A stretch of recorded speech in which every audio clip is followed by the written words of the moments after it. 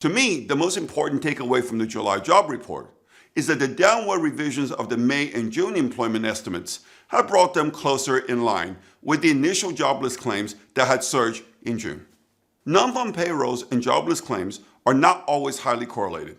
However, since the start of 2024, the two series have had a high negative correlation of 50%. The fact that weekly initial claims have fallen back below 230,000 is consistent with the hypothesis that as the uncertainty around Trump's trade war eases, companies have gone back to hiring again. I tend to also agree with Jerome Powell that it is too early to know to what extent the slowdown in employment growth is due to the drop in illegal immigration and increase in deportation. It makes a very big difference whether the slowdown in hiring compared to last year is the result of a negative supply shock or of a negative demand shock. Why?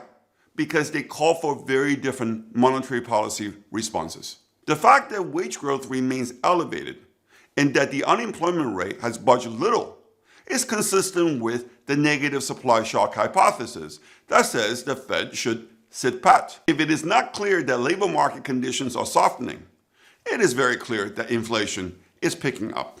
The latest S&P Global PMI shows that the U.S. leads global PMI selling price inflation to a 26-month high in July.